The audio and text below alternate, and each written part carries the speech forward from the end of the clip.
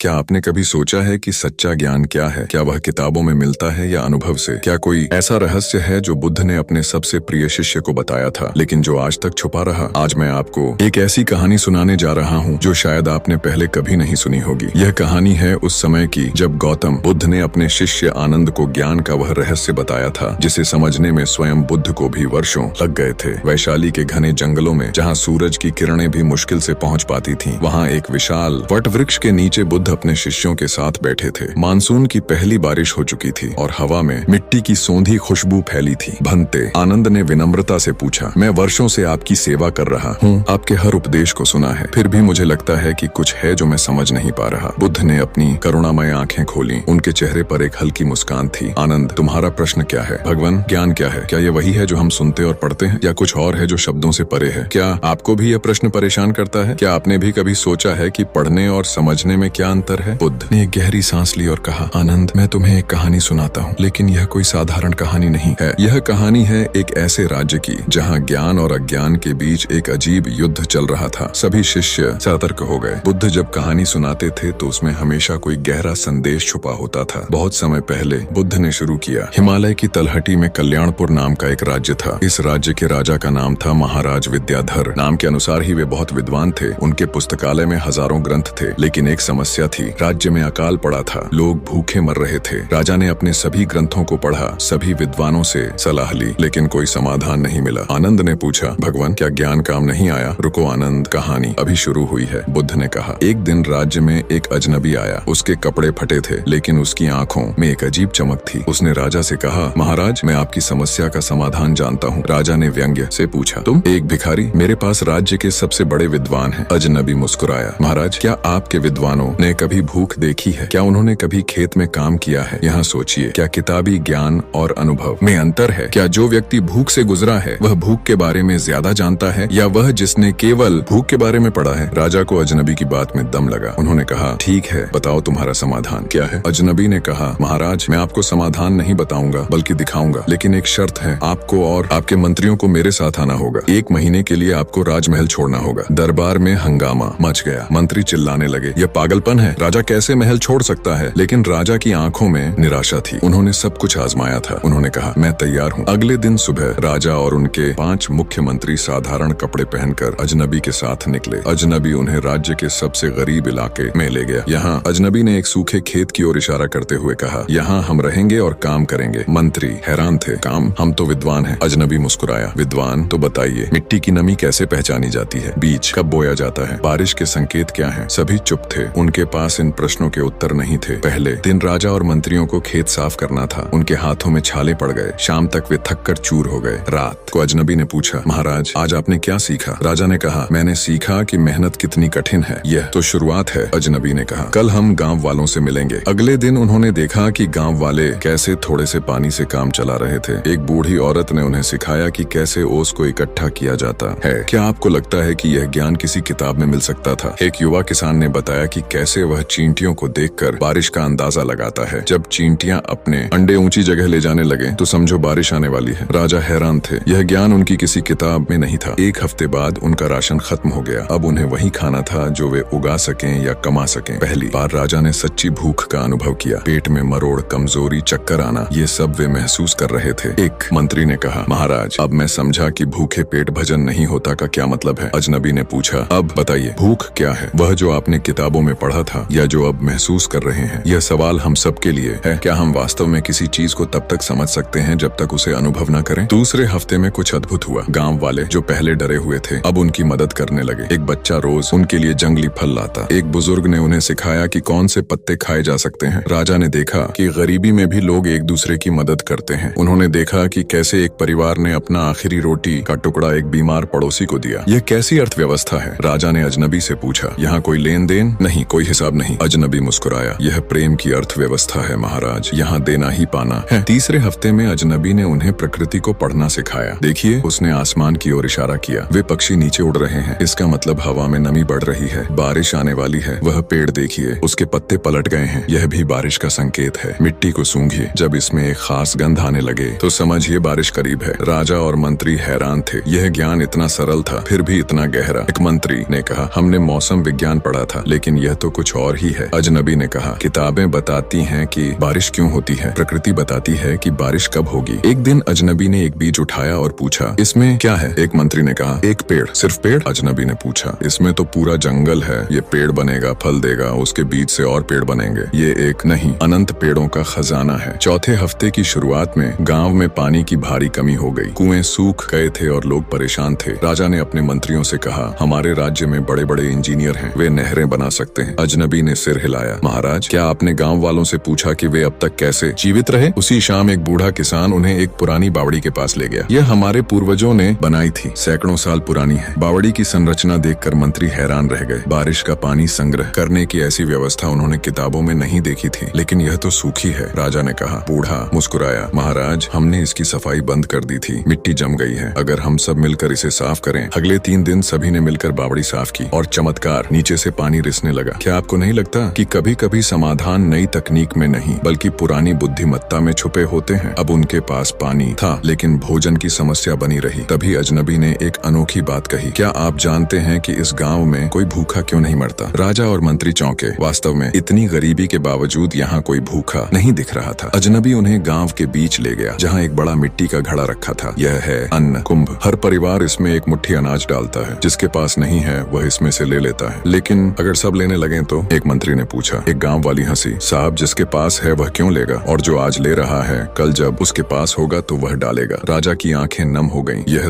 तो एक परिवार की तरह है। हाँ महाराज, अजनबी ने कहा, गांव एक परिवार है। आपका राज्य भी एक बड़ा परिवार हो सकता है। 5वें हफ्ते में कुछ अद्भुत हुआ। जिस खेत में उन्होंने काम किया था, वहाँ छोटे छोटे पौधे निकलने लगे। इतनी जल्दी? राजा हैरान थे। अजनबी ने समझाया, ये खास बीज हैं, तेजी से उगते हैं, कम पानी में भी जीवित रहते हैं। गांव वाले सदियों से इन्हें संजो कर रखते आए हैं। एक युवा किसान ने बताया, हमारी दादी कहती थी, अकाल के लिए अकाल का बीज। ये बीज सिर्फ मुश्किल समय के लिए है। राजा ने पूछा, तो तुम हमेशा इन्हें क्यों नहीं बोते? क्योंकि महाराज, ये जल्दी उगते हैं पर कम उपज देते हैं। अच्छे समय में हम अच्छे बीज बोते हैं। हर समय का अपना बीज होता है। यह सुनकर सोचिए, क्या हमारे जीवन में भी हर परिस्थिति के लिए अलग बीज की जरूरत होती है? एक दिन पास के गांव से कुछ व्यापारी आए। वे अनाज खरीदना चाहते थे। हमारे पास ज्यादा नहीं है, गांव के मुखिया ने कहा। तो कीमत बढ़ाओ, एक मंत्री ने सुझाव दिया। मांग ज्यादा, पूर्ति कम, यही तो अर्थशास्त्र है। लेकिन मुखिया ने कुछ और ही किया। हम आपको उतना ही देंगे जितना आपको सच में चाहिए, और कीमत वही रहेगी। व्यापारी हैरान थे। क्यों? क्योंकि आप भी इंसान हैं। आपके गांव में भी भूखे होंगे। मुनाफा कमाने से ज्यादा जरूरी है पेट भरना। व्यापारी की आंखों में आंसू आ गए। भाई, हम आपके लिए दवाइयाँ लाएंगे, मुफ्त में। राजा ने देखा, यह व्यापार नहीं, सहयोग था। छठे हफ्ते में राजा ने देखा कि गांव के बच्चे पेड़ के नीचे बैठकर पढ़ रहे थे। शिक्षक एक बूढ़ा किसान था। वह क्या पढ़ा रहा है? राजा ने पूछा। जाकर देखा तो बच्चे मिट्टी के प्रकार सीख रहे थे। कौन सी मिट्टी में कौन सी फसल अच्छी होती है, ये तो हमारे स्कूलों में नहीं पढ़ाया जाता, एक मंत्री ने कहा। बूढ़े शिक्षक ने कहा, साहब, हम वही पढ़ाते हैं जिससे बच्चे जी सकें। आपके स्कूल नौकरी के लिए पढ़ाते हैं, हम जिंदगी के लिए। फिर उसने बच्चों को पास के जंगल में ले जाकर जड़ी बूटियों के बारे में बताया। यह बुखार में काम आती है, यह पेट दर्द में। एक छोटी बच्ची ने पूछा, दादाजी, ये ज्ञान आपको किसने दिया? मेरे दादाजी ने, और उन्हें उनके दादाजी ने। यह ज्ञान की गंगा है बेटी, पीढ़ी दर पीढ़ी बहती रहती है। 7वें हफ्ते में गांव में एक छोटा सा उत्सव था, फसल के पहले दाने का उत्सव। राजा ने सोचा था कि गरीब लोग उत्सव कैसे मना सकते हैं, लेकिन जो देखा वह अविस्मरणीय था। हर परिवार ने कुछ न कुछ लाया, कोई थोड़ा गुड़, कोई भुने चने, कोई जंगली फूल। सबने मिलकर खाया, गाया, नाचा। देखिए महाराज, अजनबी ने कहा, खुशी के लिए धन नहीं, मन चाहिए। एक बुजुर्ग महिला ने राजा को आशीर्वाद देते हुए कहा, बेटा, तुमने हमारे साथ मेहनत की, हमारा दुख बांटा, तुम सच्चे राजा हो। राजा की आंखों से आंसू बह निकले। पहली बार किसी ने उन्हें दिल से आशीर्वाद दिया था। 8वें हफ्ते में गांव में एक बीमारी फैली। कई बच्चे बीमार पड़ गए। राजा परेशान थे। हमारे राज्य में बड़े वैद्य हैं, उन्हें बुलाना चाहिए। लेकिन गांव की एक बूढ़ी दाई ने कहा, रुकिए महाराज, पहले देखें कि बीमारी क्या है। उसने बच्चों को देखा और जंगल से कुछ पत्तियां लाई, उन्हें उबालकर काढ़ा बनाया। यह बीमारी हर साल इस मौसम में आती है, हमारे पास इसका इलाज है। 2 दिन में सभी बच्चे ठीक हो गए। मंत्री हैरान थे। ये ज्ञान, यह तो अमूल्य है। दाई मुस्कुराई। साहब, ये ज्ञान मुफ्त है, बस सीखने वाला चाहिए। क्या आधुनिक चिकित्सा और पारंपरिक ज्ञान दोनों का अपना महत्व नहीं है? 9वें हफ्ते में गांव में एक विवाद हो गया। पानी के बंटवारे को लेकर 2 परिवारों में झगड़ा हुआ। राजा ने सोचा कि अब उनका अनुभव काम आएगा, वे न्याय करेंगे। लेकिन गांव के मुखिया ने अलग तरीका अपनाया। उसने दोनों परिवारों को बुलाया और कहा, आओ साथ बैठकर खाना खाते हैं। खाने के दौरान उसने पुरानी कहानियां सुनाई, जब गांव ने मिलकर मुश्किलों का सामना किया था। धीरे धीरे माहौल बदला। दोनों परिवारों को याद आया कि कैसे उन्होंने एक दूसरे की मदद की थी। अंत में उन्होंने खुद ही समाधान ज्ञान निकाला। बारी बारी से पानी लेंगे और साथ में एक नई कुएं खोदेंगे। राजा ने अजनबी से कहा, यह तो न्याय से भी बड़ा है। हाँ महाराज, यह प्रेम है। न्याय विभाजित करता है, प्रेम जोड़ता है। 10वें हफ्ते में गांव में साप्ताहिक बाजार लगा। राजा ने देखा कि यहाँ का बाजार कितना अलग था। एक सब्जी वाली ने एक गरीब औरत को मुफ्त में सब्जी दी। दीदी, जब आपके पास हो तब दे देना। एक कुम्हार ने टूटे बर्तन भी बदले में ले लिए। इन्हें पिघला कर नए बनाऊंगा। सबसे हैरानी की बात, कोई तराजू में हेरा फेरी नहीं कर रहा था। यह कैसे संभव है? मंत्री ने पूछा। एक दुकानदार 11वें हफ्ते में राजा के मन में एक प्रश्न उठा। उन्होंने अजनबी से पूछा, आप कौन हैं? सच बताइए। अजनबी मुस्कुराया। महाराज, मैं कभी आपके ही राज्य का एक किसान था। अकाल में मेरा परिवार भूख से मर गया। मैं जिंदा रह गया क्योंकि मैंने जंगल में जीना सीखा, गांव वालों से ज्ञान लिया। राजा स्तब्ध रह गए। और आप मुझसे बदला नहीं लेना चाहते? बदला नहीं महाराज, मैं चाहता हूँ कि कोई और परिवार मेरे परिवार की तरह न मरे, इसीलिए आपको यह ज्ञान दे रहा हूँ। 12वें हफ्ते में राजा ने निर्णय लिया, मैं वापस जाऊंगा और अपने राज्य को बदलूंगा। उन्होंने गांव वालों को इकट्ठा किया। आप लोगों ने मुझे जो सिखाया वह मैं पूरे राज्य में फैलाऊंगा। गांव के मुखिया ने कहा, महाराज बस एक बात याद रखिएगा, ज्ञान बांटने से बढ़ता है। जब राजा महल लौटे तो दरबारी हैरान थे। राजा के चेहरे पर एक नया तेज था। पहला आदेश, हर गांव में अन्न कुंभ स्थापित किया जाए। दूसरा आदेश, किसानों को दरबार में बुलाया जाए, वे मंत्रियों को खेती सिखाएंगे। तीसरा आदेश, हर स्कूल में व्यावहारिक शिक्षा अनिवार्य होगी। कुछ मंत्रियों ने विरोध किया। राजा ने शांति से कहा, जाइए 1 महीना गाँव में बिताइए, फिर बात करेंगे। 6 महीने में राज्य बदलने लगा। अकाल अभी भी था लेकिन अब कोई भूखा नहीं मर रहा था। राजा ने हर जिले में अनुभवी किसानों की समिति बनाई। वे नई तकनीक और पुराने ज्ञान का मेल करा रहे थे। पानी संरक्षण के पुराने तरीके फिर से शुरू हुए। हर गांव में बावड़ी और तालाब बने। सबसे बड़ा बदलाव, लोगों में विश्वास लौटा। वे एक दूसरे की मदद करने लगे। खानी रोककर बुद्ध ने आनंद की ओर देखा। आनंद, अब बताओ राजा ने क्या सीखा? आनंद ने सोचकर कहा, भगवान, राजा ने सीखा कि सच्चा ज्ञान अनुभव से आता है। और बुद्ध ने पूछा कि ज्ञान सिर्फ जानकारी नहीं है बल्कि समझ है, करुणा है और व्यवहार में लाना है। बुद्ध मुस्कुराए। लेकिन सबसे बड़ी सीख क्या थी? सभी शिष्य सोच में पड़ गए। बुद्ध ने समझाया, सबसे बड़ी सीख यह थी कि ज्ञान हर जगह है, गरीब से गरीब व्यक्ति के पास भी कुछ सिखाने को है। राजा ने अहंकार छोड़ा और सीखने वाला बना। दूसरी बात, ज्ञान तभी सार्थक है जब वह दूसरों के काम आए। राजा का पुस्तकालय भरा था लेकिन वह ज्ञान मृत था क्योंकि वह लोगों की मदद नहीं कर रहा था। तीसरी बात, सच्चा ज्ञान विनम्र बनाता है, अहंकारी नहीं। आनंद ने पूछा, भगवान, लेकिन क्या सभी को राजा की तरह गांव जाना होगा? बुद्ध ने कहा, नहीं आनंद, लेकिन सभी को अपने अहंकार से बाहर निकलना होगा। सभी को यह समझना होगा कि वे सब कुछ नहीं जानते। जो व्यक्ति यह मान लेता है कि वह सब जानता है, उसका सीखना रुक जाता है, और जिसका सीखना रुक गया वह मृत के समान है। एक अन्य शिष्य ने पूछा, भगवान, तो क्या किताबी ज्ञान व्यर्थ है? नहीं। बुद्ध ने कहा, किताबें नक्शे की तरह हैं। वे रास्ता दिखाती हैं लेकिन चलना तो स्वयं ही पड़ता है। नक्शा देखकर कोई मंजिल नहीं पहुंच सकता। किताबें बताती हैं क्या, अनुभव बताता है कैसे, और बुद्धि बताती है क्यों। बुद्ध ने आगे कहा, और सबसे महत्वपूर्ण बात, अजनबी ने बदला नहीं लिया। उसने अपने दुख को दूसरों के कल्याण में बदल दिया। यही सच्चा ज्ञान है। ज्ञान वह नहीं जो आपको श्रेष्ठ बनाए, ज्ञान वह है जो आपको करुणावान बनाए। राजा ने यह भी सीखा कि समाज एक जीवित प्राणी की तरह है। जैसे शरीर में हर अंग का महत्व है, वैसे ही समाज में हर व्यक्ति का। किसान के बिना विद्वान भूखा मरेगा, विद्वान के बिना किसान अंधकार में रहेगा, कुम्हार के बिना बर्तन कौन बनाएगा, बुनकर के बिना कपड़ा कौन बुनेगा? आनंद ने पूछा, भगवान, राज्य इतनी जल्दी कैसे बदल गया? बुद्ध ने समझाया, क्योंकि परिवर्तन ऊपर से शुरू हुआ। जब राजा बदला तो मंत्री बदले, जब मंत्री बदले तो व्यवस्था बदली, लेकिन असली बदलाव तब आया जब लोगों का विश्वास लौटा। विश्वास सबसे बड़ी पूंजी है। तो आनंद, बुद्ध ने अंत में कहा, अब बताओ ज्ञान क्या है? आनंद ने गहरी सांस ली। भगवान, ज्ञान वह है जो अनुभव से आता है, विनम्र बनाता है, दूसरों की सेवा में काम आता है, प्रेम और करुणा बढ़ाता है, समाज को जोड़ता है, तोड़ता नहीं। बुद्ध ने सभी शिष्यों को देखा। सूरज ढल रहा था, पक्षी अपने घोंसलों को लौट रहे थे। मित्रों, याद रखना, ज्ञान कोई वस्तु नहीं है जिसे संग्रह किया जाए। यह एक नदी है जो बहती रहनी चाहिए। जिस दिन यह रुकी, सड़ने लगती है। हर दिन कुछ नया सीखो, हर व्यक्ति से सीखो, प्रकृति से सीखो, अपनी गलतियों से सीखो, और सबसे महत्वपूर्ण, जो सीखा है उसे बांटो, क्योंकि ज्ञान बांटने से बढ़ता है। जैसे ही बुद्ध ने कहानी समाप्त की, सभी शिष्य गहरे चिंतन में डूब गए। आनंद की आंखों में आंसू थे, खुशी के, समझ के। उस दिन के बाद आनंद ने कभी नहीं पूछा कि ज्ञान क्या है, क्योंकि उसने समझ लिया था कि ज्ञान कोई मंजिल नहीं, एक यात्रा है, एक ऐसी यात्रा जो कभी समाप्त नहीं होती। और यही था बुद्ध का संदेश, ज्ञान की खोज में निकलो, लेकिन यह मत सोचो कि कभी सब कुछ जान लोगे। जितना जानोगे उतना ही पाओगे कि जानना बाकी है। क्या आप भी अपने जीवन में ऐसे अजनबी बनने को तैयार हैं जो अपने ज्ञान से दूसरों का जीवन बदल दें? क्या आप भी राजा की तरह अपना अहंकार छोड़कर सीखने को तैयार हैं? याद रखिए, हर व्यक्ति के पास कुछ न कुछ सिखाने को है। जरूरत है बस सीखने की इच्छा और विनम्रता की। तो दोस्तों, कैसी लगी हमारी ये कहानी? कमेंट बॉक्स में में जरूर बताएं और ऐसे ही और शिक्षाप्रद कहानी के लिए हमारे चैनल को सब्सक्राइब करें तथा बेल आइकन को भी प्रेस करें, जिससे कि नोटिफिकेशन सबसे पहले आपको पहुंचे। हम यहाँ लोगों को आंतरिक ज्ञान का दर्शन करते हैं।